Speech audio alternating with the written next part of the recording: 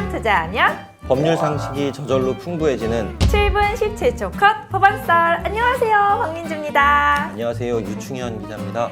오늘은 12월 2일에 통과된 따끈따끈한 법안을 여러분들께 소개해드리도록 하겠습니다.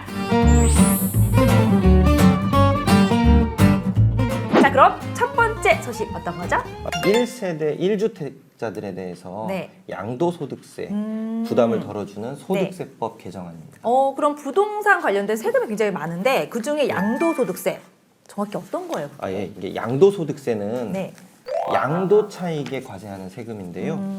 어떤 집을 몇 년 전에 샀다가 네. 지금 팔게 됐는데 네. 그 사이에 집값이 올랐으면 네. 그만큼의 소득이 있잖아요. 그쵸. 차익이 있으니까요. 네네. 거기에 매기는 세금이 되겠습니다. 근데 예를 들어서 내가 살던 집인데 이사를 가게 돼서 예.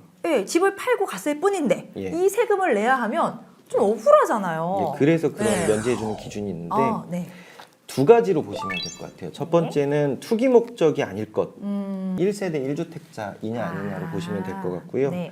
두 번째 요건은 고가주택이 아니어야 돼요. 고가주택은 예. 기준이 어떻게 되는 거죠? 그래서 그거를 원래 이제 대통령령에서 네. 기준을 9억 원으로 정했었어요. 네. 그럼 이번 개정안에서는 어떻게 바뀌는 거예요? 대통령령보다 상위의 규범이 법률이거든요. 이걸 법률로 올려버려라 했고요. 그리고 기준 금액을 네. 9억에서 네. 12억 원으로 올리게 됐습니다. 이제 바꾼 이유가 분명히 있을 텐데 예. 요즘에 집값이 올라서 바뀐 걸까요? 예, 맞습니다. 종전에는 비과세 기준이 9억 원이라고 했던 게 네. 그 기준이 2008년에 만들어졌어요. 그동안 뭐 물가도 많이 올랐고 부동산 가격은 또 최근 몇 년간 더더욱 올랐고요. 네. 그러다 보니까 이 조정할 필요가 있다라는 의견이 있던 거죠. 맞아요. 사실 서울 아파트 값만 해도 예. 10억 넘는 게 워낙 많잖아요. 그렇죠. 네, 그러면 9억을 고가주택이라고 인지하면 조금 무리가 있을 것 같긴 해요. 이번 개정 내용은 집을 팔 때 부과하는 세금을 면제해 주는 거니까요. 네. 주택시장 공급에 도움이 되지 않겠냐 하는 의견도 있었습니다. 근데 1세대 1주택이라고 하셨잖아요. 예. 근데 기존에 살고 있다가 이사를 가면서 팔게 되면 예. 어차피 또 사야 되잖아요. 예, 그렇죠. 하나 팔고 하나 사는 건데 네. 공급 효과가 별로 없을 거다. 다시 투기 수요를 과열시킬 수도 있지 않겠냐 그렇죠. 하는 우려도 네. 있었습니다. 그 외에도 뭐 여러 논박 당연히 예상하시겠지만 많았는데 근데 결국은 13년이 지났잖아요. 그렇죠. 그러다 보니까 우리가 물가 상승률 정도는 우리가 고려해야 된다라는 정도에는 다들 공감을 하셨던 거고 원칙적으로 주거 생활을 안정시킨다거나 네. 뭐 주거 이전의 자유를 보장한다거나 하는 이런 문제들은 해결을 해줘야 될 필요가 있다. 그래서 주택 거래 비용을 네. 약간은 낮춰주자 하는 합의가 있었던 겁니다. 네, 좋습니다. 두 번째 알아볼 법안 한번 살펴볼까요? 예, 다음은 아동 복지를 강화하는 네. 아동수당법 개정안입니다. 이 아동수당 알고 계신가요? 2018년에 도입된 제도인데요. 네. 만 7세 미만에게 매달 10만 원을 지급하도록 하는 제도예요. 이게 어떤 내용이 바뀌는 거예요? 예, 확대되는 거예요. 크게 두 가지인데요. 네. 첫 번째는 아동수당의 지급 연령차 만 8세 미만까지 오. 올렸습니다. 우리나라 나이로 8살, 그러니까 초등학교 1학년까지. 학교 보내고부터 양육비가 확 늘어난다고 하거든요. 그렇죠. 그런데 그때 아동수당까지 딱 끊기는 구조였던 거예요. 그렇구나. 그러면 예. 어차피 쓰는 김에 우리 예. 아이들 돈 드는 건 중학교, 고등학교까지 마찬가지잖아요. 네. 확 늘리면 안 돼요, 그냥? 당연히 그런 논의도 있었습니다. 이 법을 3살, 15살, 제일 높게는 18살까지 올리자는 법안도 있었거든요. 네. 무작정 늘리면 좋겠지만 재정 여건이 또 무작정 되는 건 아니고 일단 8살까지 올리는 선에서 타협이 된 거죠. OECD에서 33개 나라가 네. 현재 아동수당 제도를 운영하고 있고 그중에 29개 나라는요. 네. 지급 대상 연령 기준이 15살이 넘어요. 그러니까 아마 우리도 나중에는 결국 이 기준으로 가게 될 것 같아요. 그렇군요. 그러면 우리 기자님께서 핵심이 두 가지라고 하셨거든요. 네. 나머지 하나는 또 뭐예요? 두 번째는 영아수당인데요. 월 10만 원 네. 아동수당은 네네네. 그 지급 대상 연령 전체에 그냥 10만 원이 깔려 있는 거잖아요.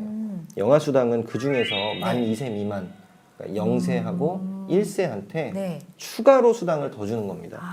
그러니까 아무래도 아기는 좀 더 네. 밀착해야 되고 집중적인 양육이 필요하잖아요. 오, 그러면 추가로 더 주는 건 얼마 더 주는 거예요? 예, 이게 일단 만들어진 법률에는 50만 원을 더 준다고 돼 있긴 해요. 네. 2025년까지는 차근차근 단계별로 올려가자 네. 이렇게 부칙을 뒀어요. 부연은 좀 드려야 될 것 같아요. 네. 체계를 정비한 측면이 있거든요.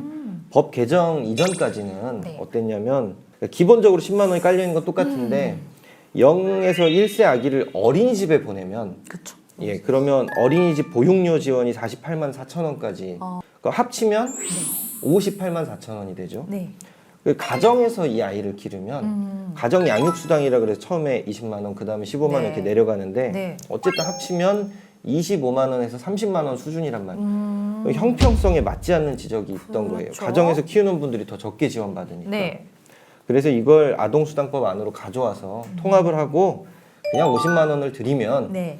알아서 그 안에서 어린이집을 보내시든 가정에서 양육하시든 그럼 어떻게 선택해도 똑같은 지원을 받게끔 네. 한 겁니다. 정말 돈과 예. 관련이 돼서 그런가 예. 저도 아주 그냥 집중적으로 들었는데 아, 예.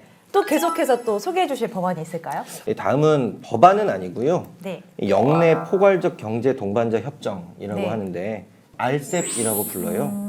이 협정에 대한 비준 동의안이 본회의에서 의결이 됐습니다. 비준 동의안 어떤 거죠? 아, 예, 이게 국회의 기능 권한 중에는 네. 법률안을 만들거나 고치는 일도 있지만 국가가 다른 나라와 맺은 중요한 조약, 협약에 대해서 찬성하거나 반대하거나 하는 의사표명을 할 수 있게도 하고 있거든요. 알셉? 뭔가 좀 생소하단 말이에요. 어떤 협정이에요? 아, 예. RCEP은 총 15개 나라가 참여한 다자간 자유무역 협정입니다. 15개의 나라 어디가 들어가죠? 아, 일단 한국, 네. 중국, 일본 이렇게 동북아시아 3국이 들어가고요. 네.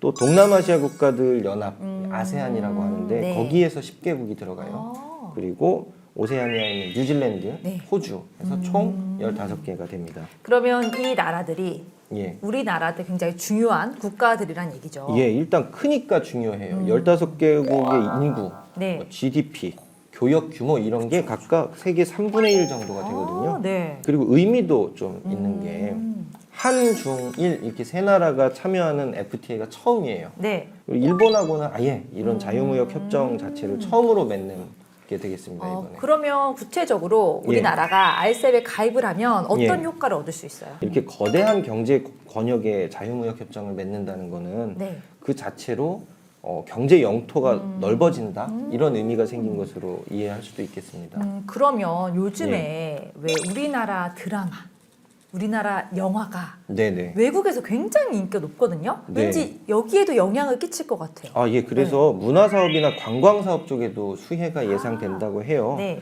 원래 정부가 이런 무역협정을 체결하면 분야별로 대책을 세우게 되거든요. 네. 근데 이번에 문화사업 쪽은 네. 대책 오. 수립 필요성이 없음 이렇게 돼 있어요. 오, 뭔가 뿌듯한데요. 아, 예. 근데 반대로 그러면 피해를 예상해서 뭔가 대책을 세워야 되는 부분도 있을 것 같아요. 예.